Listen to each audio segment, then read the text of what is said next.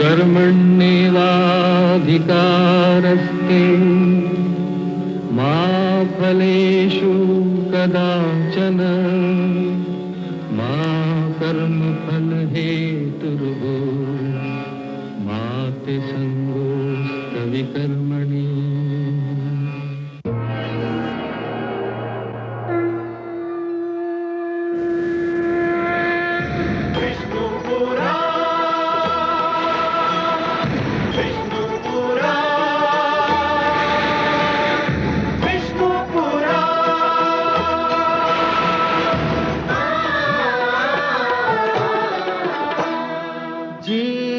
ज्ञान ब्रह्म ज्ञान अथ श्री विष्णु पुराण ओम की कथा महान जय श्री विष्णु पुराण विष्णु पुराण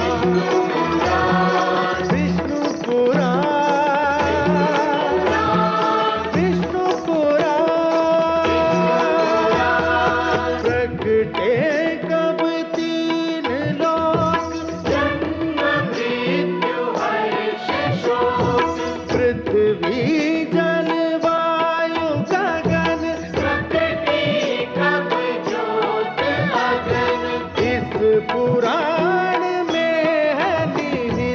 जप तप और योग ध्यान विष्णु पुराण विष्णु पुराण विष्णु पुराण। मैं माँ हूँ, धरती माँ। संसार और जीवन का निरंतर विस्तार हो रहा था। मेरे वासुदेव ने मानव कल्याण के लिए 4 वेदों को अपने मुख से जन्म दिया। दूसरी ओर ब्रह्मा सृष्टि का विस्तार कर रहे थे। उन्होंने अपनी सहायता के लिए प्रजापतियों की रचना की। उनमें एक ऋषि कश्यप थे। ऋषि कश्यप की 3 पत्नियां थीं, अदिति, दिति और दनु। अदिति की संतान माता के दिए हुए सुंदर संस्कारों के कारण देवता कहलाई। दिति और दनु अच्छी माताएं नहीं सिद्ध हुईं, इसलिए उनकी संतानें भी अच्छी नहीं निकली। उनके संस्कारों के कारण उनकी संतानें क्रमशः असुर और दानव कहलाईं। इनमें दिति का पुत्र हैग्रीव घोड़े जैसे मुंह वाला मानव संस्कृति का सबसे बड़ा शत्रु था। यह संकट हर युग में रहा है कि बुरे लोग अच्छे नहीं बनना चाहते, बल्कि अच्छों को हानि पहुंचाना चाहते हैं, अच्छाई को मिटाना चाहते हैं। मुझे इसलिए हैग्रीव और उसके इरादों से डर लग रहा है। पर आज एक ऐसा दिन है जब मुझे डर से अधिक इस हर्ष का अनुभव हो रहा है कि आज एक योग्य संतान अपनी माता को सम्मान देने वाली है। ऐसा समारोह होने जा रहा है जिसमें भाग लेने को स्वयं भगवान विष्णु और माता लक्ष्मी भी व्याकुल हैं।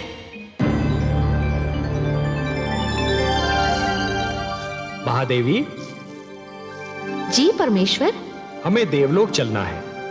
देवलोक? ये अचानक देवलोक जाने का निश्चय? आज देवलोक में देव माता अदिति का अभिनंदन है देवी, और आप तो हमारे विचारों से भलीभांति परिचित हैं। आप जानती हैं कि नारी का सम्मान हमारी दृष्टि में कितना महत्व रखता है। जानती हूँ परम श्रेष्ठ, जहाँ नारी का सम्मान होता है वहाँ आपका निवास होता है। हाँ देवी, यत्र नार्यस्तु पूज्यन्ते रमन्ते तत्र देवताः, और इसीलिए हमारा वहाँ उपस्थित रहना अनिवार्य है। तो फिर चलिए कमल नयन, मुझे भी ऐसे अवसर पर उपस्थित रहकर हार्दिक प्रसन्नता होती है। आइए। माता अदिति की, माता अदिति की, माता अदिति की, माता अदिति की, माता अदिति की, माता अदिति की, माता अदिति की, माता अदिति की, माता अदिति की, माता अदिति की, माता अदिति की, माता अदिति की, माता अदिति की। अभिनंदन देव माता, अभिनंदन। आप एक आदर्श माता है, आदर्श पत्नी है, आदर्श नारी है। मेरा प्रणाम स्वीकार कीजिए। मैं तो आपको और माता लक्ष्मी को देखकर धन्य हो गई त्रिलोकीनाथ। मेरे लिए तो आज का दिन मेरे जीवन का सर्वश्रेष्ठ दिन है। वो तो मेरे लिए भी है देवी। आज आपको आपके योग्य पुत्र सम्मानित कर रहे हैं और मेरे लिए वो दिवस सृष्टि का सबसे श्रेष्ठ दिवस होता है जब संतान माता का अभिनंदन करती है। और आपने तो ऋषि कश्यप के प्रति अपने पत्नी धर्म को और अपनी संतान के प्रति अपने मातृत्व के धर्म को इतनी निष्ठा और गरिमा से निभाया है कि समस्त संसार को आपसे सीख लेनी चाहिए। देव माता तो मुझे मेरे पुत्रों ने बना दिया है, जिन्हें संसार देवता कहकर पुकारता है। परंतु सत्य इससे सर्वथा विपरीत है देवी। अर्थात? सत्य यह है कि संसार आपके पुत्रों को देवता इसलिए कहता है कि आपने उन्हें वो सारे संस्कार दिए जिन्हें पाकर ये देवता हो गए। मैंने तो उन्हें केवल माता का प्रेम दिया है सर्वेश्वर। निस्संदेह, परंतु माता का प्रेम वो विचित्र वस्तु है देवी, जो संतान को सुधार भी सकता है और संतान को बिगाड़ भी सकता है।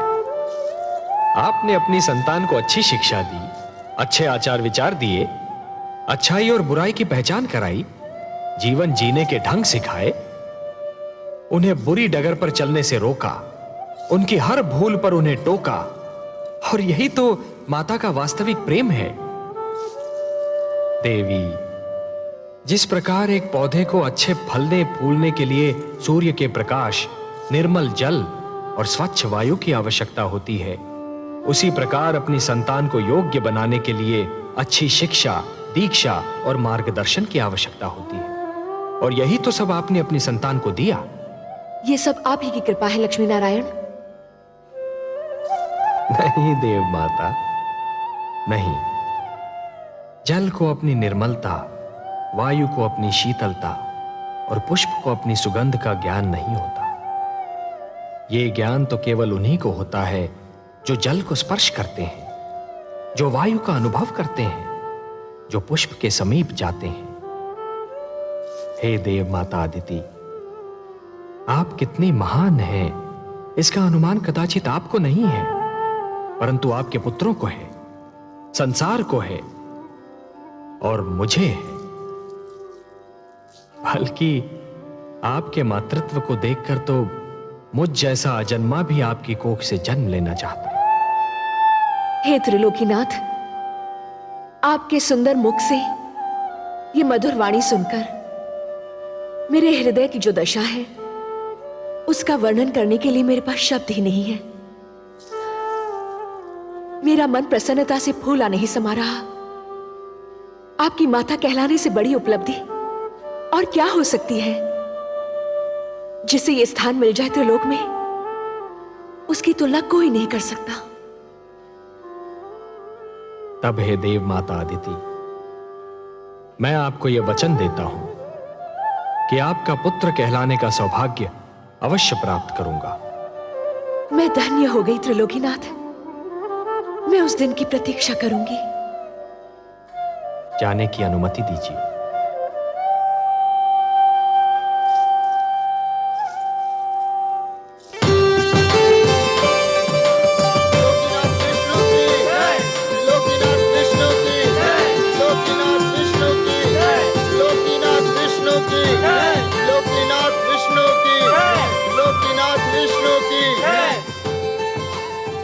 आइए माता, विराजिए।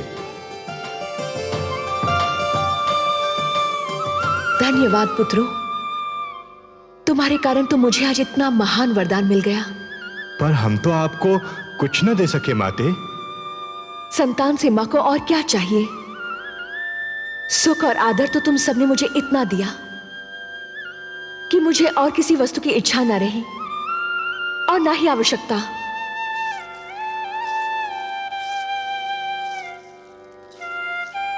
हम चाहते हैं कि हम आपकी और सेवा करें माते। हम चाहते हैं कि आप अब यहीं रहे देवलोक में। हाँ माते, अब आप यहीं रह जाइए। पुत्रों, नारी का देवलोक वही होता है जहां उसका पति निवास करता है, और मेरा देवलोक मेरी धरती है जहां मेरे पति और तुम्हारे पिता प्रतीक्षा कर रहे हैं। तुम सब तो हर पल मेरे साथ हो, क्योंकि मेरे मन में हो। मुझे भी सदैव अपने मन में रखो, मैं भी तुम्हारे साथ रहूंगी। मैं अब चलूंगी। मेरे देवता को यज्ञ के लिए मेरी प्रतीक्षा करनी पड़े, ये मेरे पत्नी धर्म के विरुद्ध है। मुझे अब चलना चाहिए।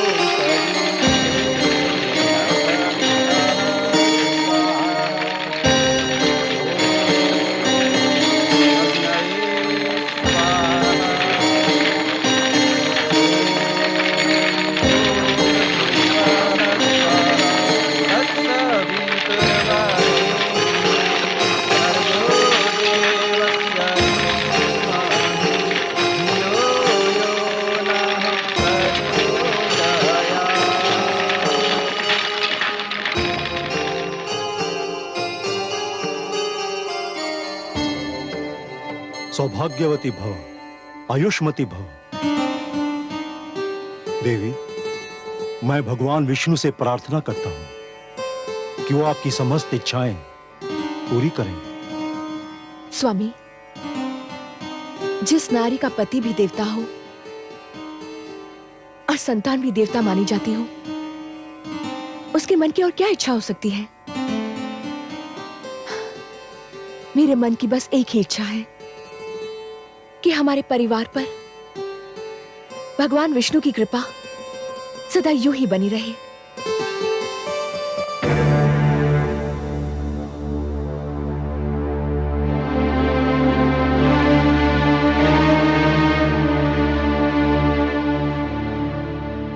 आप दोनों अब आ रही हैं, जबकि यह यज्ञ संपन्न हो चुका है। हमें क्षमा कर दीजिए स्वामी। क्षमा क्षमा करने के अतिरिक्त और मैं कर ही क्या सकता हूं। देवी, आप मेरी पत्नी हैं, मेरी संतान की मां। पर उसी संतान के कारण तो हम दोनों आ नहीं पाए। क्यों? क्या उन्होंने फिर कोई आतंक फैलाया है? घर में उन्हीं लोगों का तांता बंधा हुआ था जिनको हमारी संतान ने पीड़ित कर रखा है। हमारी समझ में ये नहीं आता कि आपकी तीनों संतानों में आप ही का रक्त है। फिर ऐसा क्यों है कि देवी अदिति के पुत्र देवता कहलाते हैं और संसार मेरी संतान को असुर और देवी दनु की संतान को दानव कहकर पुकारता है? पिता का रक्त संतान का शरीर बनाता है देवी। उसका चरित्र, उसका भविष्य माता की गोद ही बनाती है। माता की गोद शिशु की प्रथम और महानतम पाठशाला होती है। संस्कारों की नींव माता की गोद में ही पड़ती है और उसी पर चरित्र का महान भवन खड़ा होता है। शिशु अपनी माता की उंगली थामकर पहला पग उठाता है और यही पहला पग उसका भविष्य निर्धारित करता है। अदिति को ही देखिए, उन्होंने अपनी संतान को वो शिक्षा दी, वो संस्कार दिए, आज उन्हें श्रेष्ठ माना जाता है, देवता कहा जाता है। प्रभु की अनुपम देन है माता तेरा प्यार, तेरी गोदी में मिले जीवन को आकार। माँ से जो शिक्षा मिले वही बने संस्कार। माता के आशीष पर गर्व करे संसार, गर्व करे संसार। और आप दोनों ने अपनी संतान की शिक्षा की ओर कोई ध्यान नहीं दिया, उन्हें कभी बुरे कर्मों से रोकने की चेष्टा नहीं की। लाड प्यार करके उन्हें इतना बिगाड़ दिया कि आज वो आपकी भी नहीं सुनते। मैं उनको नहीं, आपको दोषी समझता हूं। और देवी धनु, आपके पुत्र हयग्रीव ने धरती पर वो उत्पात मचा रखा है कि संसार उससे पीड़ित है, और मैं उससे लज्जित हूं।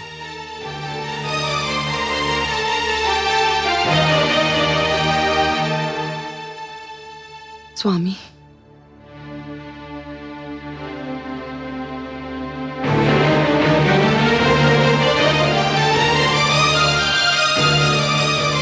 देवी अदिति, आप ही कोई उपाय बताइए कि मैं क्या करूं।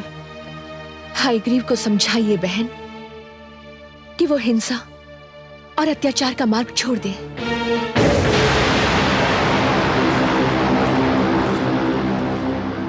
नहीं होने दूंगा मैं मानव कल्याण। नहीं पुत्र हयग्रीव, नहीं, मेरी बात सुन। नहीं मां, हमें देवताओं से ज्ञान नहीं मिलेगा, न्याय नहीं मिलेगा, उस समय तक नहीं मिलेगा जब तक हम स्वयं आगे बढ़कर उनसे ज्ञान और न्याय छीन न लें। भगवान विष्णु मानव को ज्ञान देकर हमसे अधिक शक्तिशाली बनाना चाहते हैं। मैं हयग्रीव उस ज्ञान का अपहरण करूंगा, उसे बंदी बनाकर रखूंगा। ज्ञान का यह प्रकाश मानव समाज तक कदापि नहीं पहुंचने दूंगा। मैं भगवान विष्णु को पराजित करूंगा, देवताओं को पराजित करूंगा, समस्त मानव जाति को पराजित करूंगा। मां, हयग्रीव से आरंभ होगी दानव संस्कृति।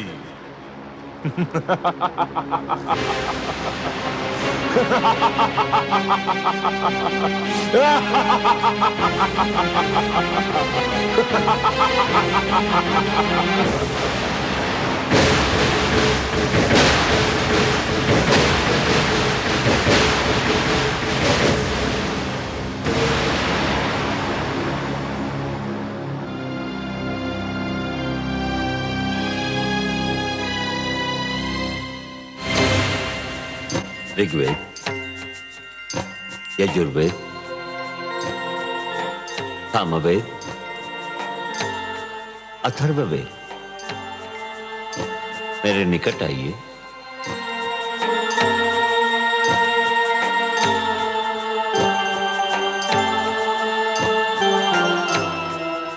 हे ब्रह्मा, आप हमें मानव लोक कब ले चलेंगे? हे ज्ञानकोश, अभी उसका उचित समय नहीं आया है। आपको मानव तक पहुंचाने से पहले मुझे कुछ और आवश्यक कार्य करने हैं। आपकी सुरक्षा मेरा सर्वप्रथम उत्तरदायित्व है। मुझे आपको उन हाथों में देना है जो आपके योग्य हों। मैं भगवान शिव से परामर्श करने जा रहा हूं। मेरे लौटने तक आप यहीं रहिए। जब तक मैं ना आऊं तब तक इस क्षेत्र से बाहर पग न धरें। मैं शीघ्र ही लौट आऊंगा। हे ब्रह्मा, हम आपके आदेश का पालन करेंगे।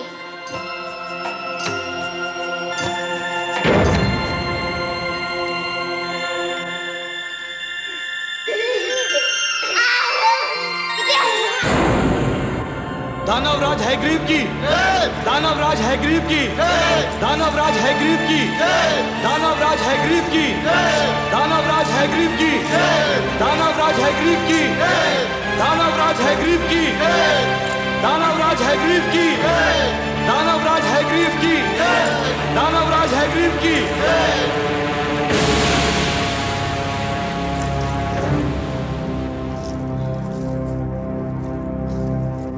आज तुम्हें सुनाने के लिए कोई शुभ समाचार नहीं है मेरे पास। हाँ, दानव समाज के लिए एक अशुभ समाचार अवश्य है। देवता तो सदा से ही हमसे अधिक श्रेष्ठ और ज्ञानी माने जाते रहे, और अब देवताओं के मित्र विष्णु ने मानव को भी हमसे अधिक श्रेष्ठ और ज्ञानी बनाने के लिए 4 वेदों को जन्म दिया है। और विष्णु ने इन 4 वेदों को मानव तक पहुंचाने का कार्यभार ब्रह्मा को सौंपा है, और इस समय वो 4 वेद ब्रह्मा के पास हैं। ये हम दानवों के विरुद्ध षड्यंत्र है। ये देवताओं का मानव के प्रति पक्षपात है। इसे किसी प्रकार रोकिए। रोकूंगा, अवश्य रोकूंगा। जब तक मैं जीवित हूं, ज्ञान का यह प्रकाश मानव जाति तक कदापि नहीं पहुंचने दूंगा। मारक, घातक, पीड़क, हिंसक,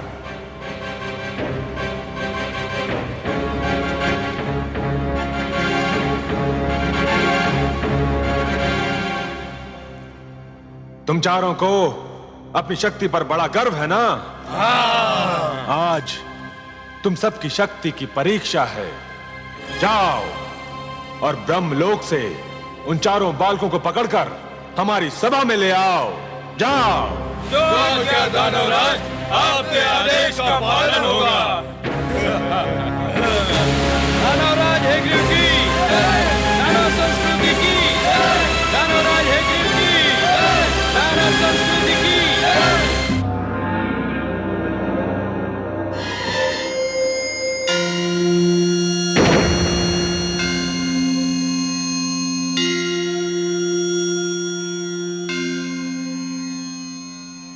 प्रणाम आदि प्रजापति ब्रह्मदेव।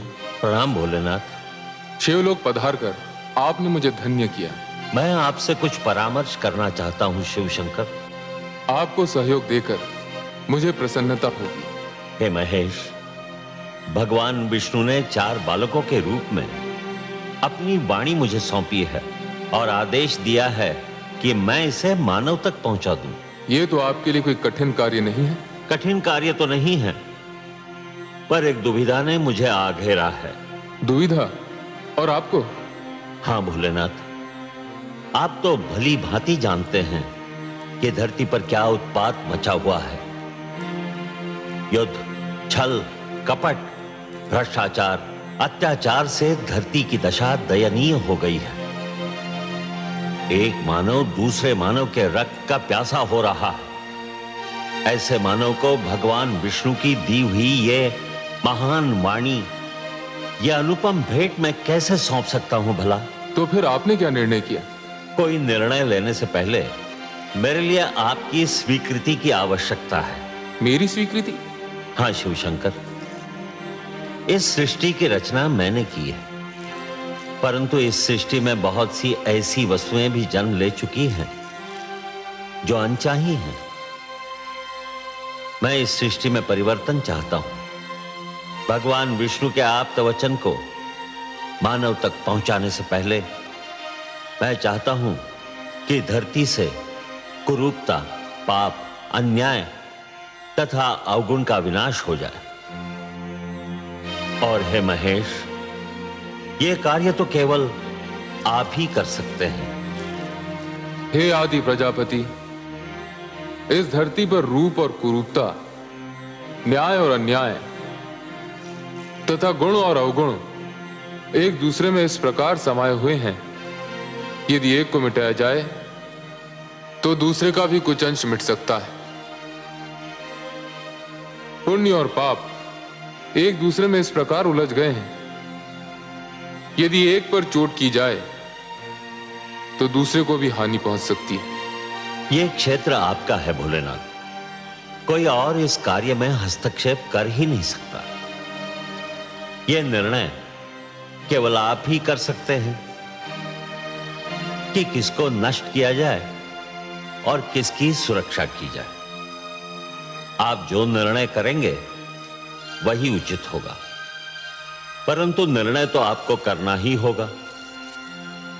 मुझे सोचने का अवसर दीजिए प्रभु।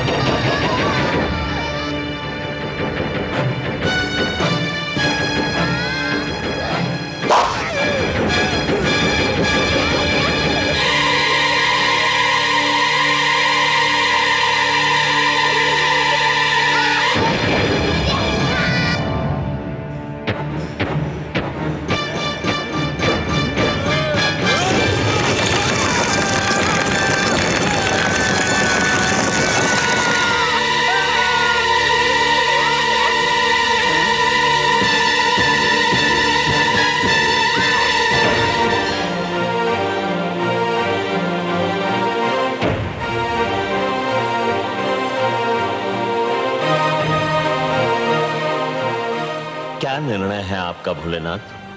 हे ब्रह्मदेव, मैं इस निष्कर्ष पर पहुंचा हूं कि सृष्टि को पूर्णतया नष्ट करना उचित नहीं होगा। धरती को बने अभी अधिक समय नहीं बीता है। मेरे विचार में नष्ट करने के स्थान पर धरती को स्वच्छ किया जाना चाहिए। जल स्वच्छ करने का कार्य करता है।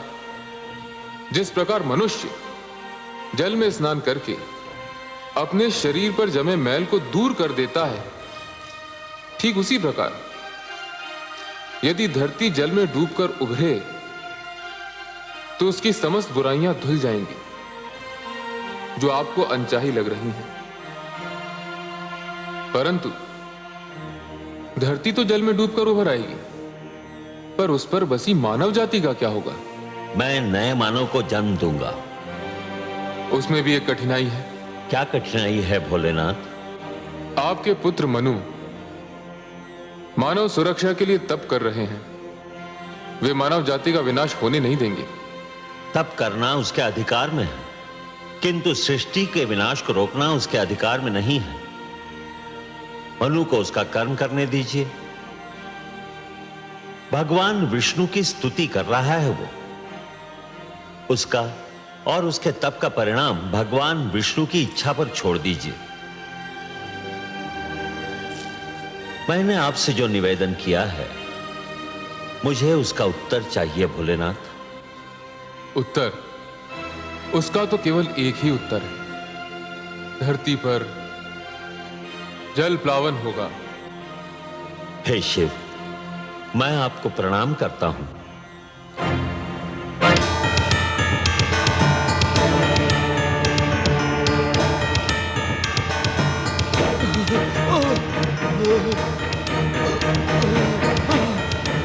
दानवराज, दानवराज, हम उन बालकों का अपहरण नहीं कर सके। 3 दानव ब्रह्मलोक में मारे गए। मैं किसी प्रकार अपने प्राण बचाकर यहाँ पहुंचा हूँ। कायर, तू भी वही क्यों नहीं जलकर भस्म हो गया? मैं भी मर जाता तो ये सूचना आपको कौन देता दानवराज? सूचना समाप्त हो चुकी ना? तो फिर अब तेरा कार्य भी समाप्त हो गया। अब तुझे जीवित रहने की कोई आवश्यकता नहीं।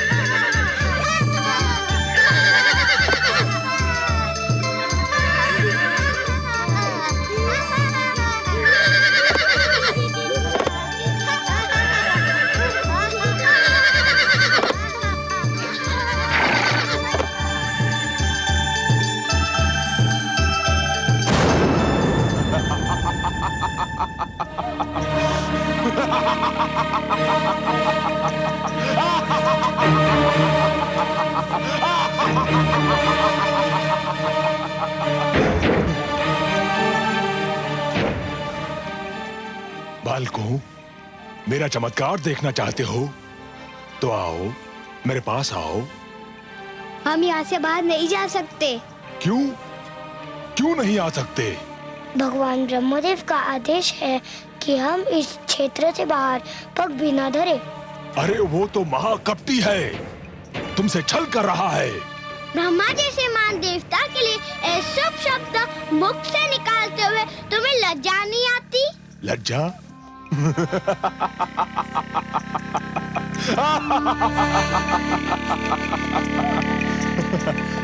उस छलिए से लज्जा? जानते हो वो कहाँ गया है? जानते हैं, वो शिवलोक गए हैं। और वहाँ क्या करने गया है? ये तो हम नहीं जानते। तुम चारों को पाकर ब्रह्मा के मन में खोट समा गया है। तुम झूठ बोलते हो। मैं सत्य कह रहा हूँ। ब्रह्मा शिव के पास ये निवेदन करने गए हैं कि वो धरती को नष्ट कर दें। किंतु क्यों? बड़े भोले हो तुम चारों, इतना भी नहीं समझते। सीधी सी बात है, धरती नष्ट हो जाएगी तो मानव भी नष्ट हो जाएगा, और मानव नष्ट हो जाएगा तो तुम चारों सदा के लिए ब्रह्मा की संपत्ति बन जाओगे, और वो तुम चारों को दास बनाकर रखेगा। हम कैसे मान ले कि तुम सच बोल रहे हो? इसीलिए तो मानव समाज ने मुझे यहाँ भेजा है कि मैं तुम चारों को ब्रह्मा के पंजे से मुक्त करा के उसके पास पहुंचा दूं जिसकी तुम धरोहर हो।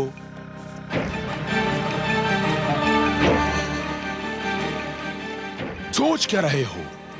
यदि ब्रह्मा आ गया तो कभी मुक्त नहीं हो पाओगे। जीवन भर उसके दास बनकर उसकी सेवा करते रहोगे। व्यर्थ सोच विचार में समय नष्ट ना करो, मेरे साथ चलो। आओ आओ, मैं तुम्हें वचन देता हूं कि मैं तुम्हें इसी समय मानव के पास पहुंचा दूंगा। मानव बहुत समय से तुम्हारी प्रतीक्षा कर रहे हैं। आओ मेरे पास आओ, आओ आओ।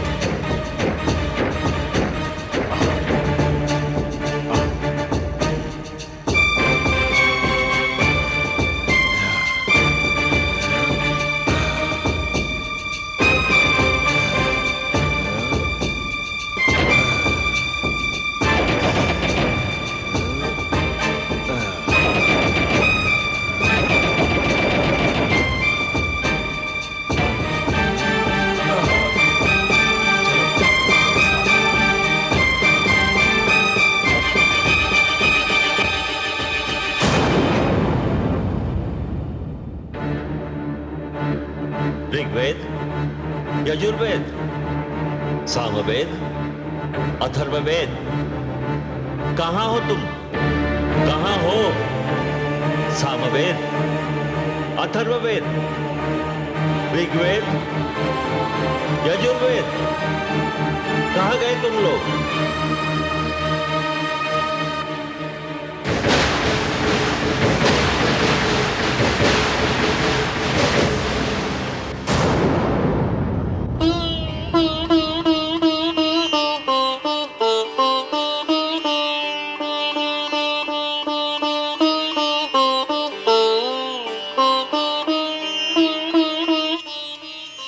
सर्वेश्वर, आपने अपनी जो धरोहर ब्रह्मा जी को सौंपी थी उसे कोई चुरा कर ले गया है। देख रहा हूं देवी। किंतु आप तो योग निद्रा में थे, आपने। ध्यानस्थ था देवी। निद्रा और ध्यान में बस थोड़ा सा ही तो अंतर होता है। निद्रा में शरीर के साथ साथ मस्तिष्क भी सो जाता है, और ध्यान में मस्तिष्क सचेत और पूर्ण रूप से जागा हुआ होता है। हे सर्वेश्वर, फिर आप शांत क्यों हैं? शांत इसलिए हूं कि मैं देखना चाहता हूं कि हयग्रीव मेरे आप्त वचन को कहां ले जा रहा है। जब तक पूरी घटना को देख न लिया जाए, समझ न लिया जाए, उसके परिणामों का अनुमान न लगा लिया जाए, तब तक कोई भी पग उठाना उचित नहीं होगा। शीघ्रता मानव की प्रवृत्ति है। मुझे इस घटना को पूर्णतया देख लेने दीजिए महादेवी।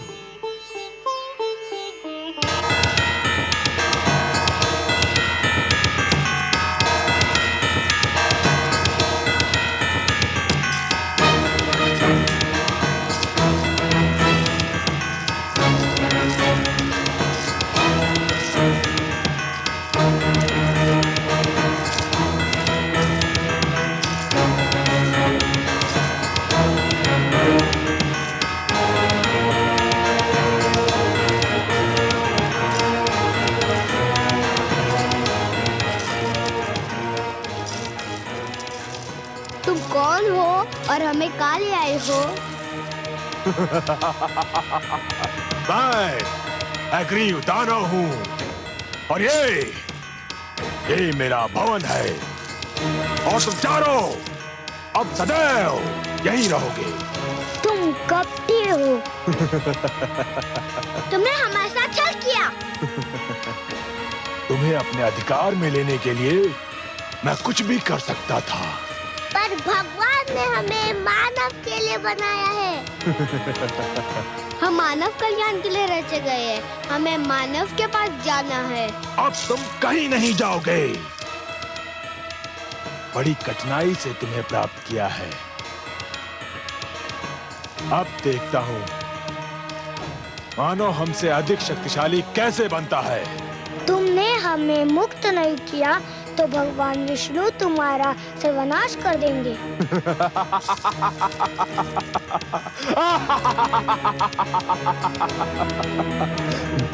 अब मेरा कोई सर्वनाश नहीं कर सकता।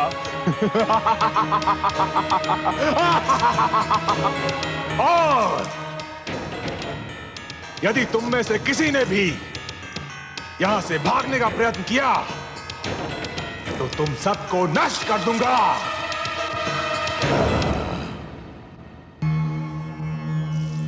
प्रणाम।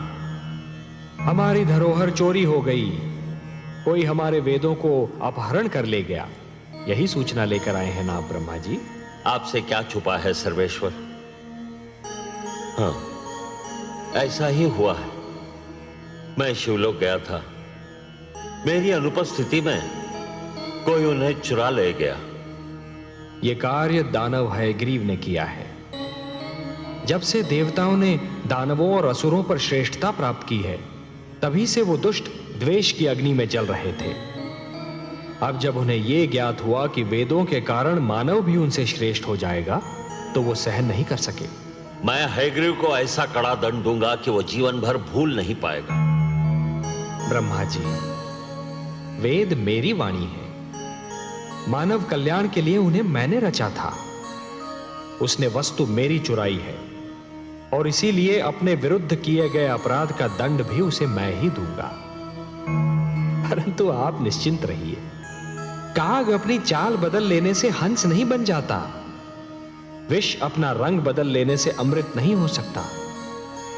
वेदों को अपने निकट रखने के उपरांत भी दानव अपनी दानवी प्रवृत्ति नहीं बदल सकते। फिर भी अपनी पवित्र वाणी को अपवित्र वातावरण में नहीं रहने दूंगा मैं। यह मेरा संकल्प है। जो संस्कारहीन है वो ज्ञान तक पहुंचकर भी अज्ञान के अंधकार से बाहर नहीं निकल सकते। हे जनार्दन, एक और विचार भी मुझे व्याकुल कर रहा है। मेरे अनुरोध पर भगवान शिव ने पृथ्वी को जलमग्न करने का निर्णय लिया है। दूसरी ओर मनु ने सृष्टि की सुरक्षा के लिए आमरण व्रत रख लिया है। धरती के जलमग्न होने में अधिक विलंब नहीं है। आपके पुत्र मनु की इच्छा और हमारा उद्देश्य एक ही है। उसकी इच्छा है मानव कल्याण और वही हमारा भी उद्देश्य है। अब महादेव के निर्णय और हमारे उद्देश्य की पूर्ति के बीच क्या होना है, यह आप हम पर छोड़ दीजिए। आप चिंता मुक्त होकर जाइए ब्रह्मलोक।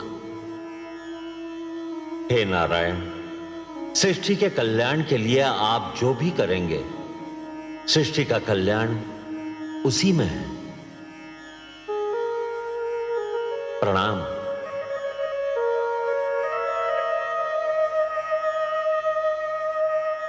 हे प्रभु, अब क्या होगा? आप क्या करेंगे?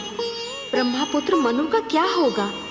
दानव हयग्रीव आपके ज्ञान को नष्ट करने पर तुला हुआ है और भगवान शिव ने पृथ्वी को जलमग्न करने का निर्णय ले लिया है। अब वही होगा देवी जो मेरा वचन है। मैं वचनबद्ध हूं कि जब भी कोई शक्ति मानवता के लिए संकट बनेगी तो मैं उसे अवश्य रोकूंगा। जिस प्रकार सूर्य अपना तेज बांटना नहीं छोड़ सकता, जिस प्रकार एक दीपक अपना प्रकाश फैलाना नहीं छोड़ सकता, उसी प्रकार मैं भी अपने वचन से मुख नहीं मोड़ सकता देवी। अब मेरे प्रथम अवतार का समय आ गया है देवी। मत्स्य अवतार। परित्राणाय साधूनां विनाशाय च दुष्कृतां धर्म संस्थापनार्थाय संभवामि युगे युगे। देखा जब यह छल कपट सह न सके भगवान, दानव रोक ना पाएगा मानव का कल्याण। मानवता की नाव जो फंसे बीच मझधार, तभी विष्णु अवतार ले कर दे बेड़ा पार, कर दे बेड़ा पार। जो सुनेगा ये पुराण पाएगा सुख और ज्ञान, पाएगा सुख और ज्ञान। कर्म को ही धर्म जान, प्रेम की तू छेड़तान, प्रेम की तू छेड़तान। बीते युग बता रहे हैं, बीते युग बता रहे हैं, सत्य पथ पे चल सुजान। विष्णु पुराण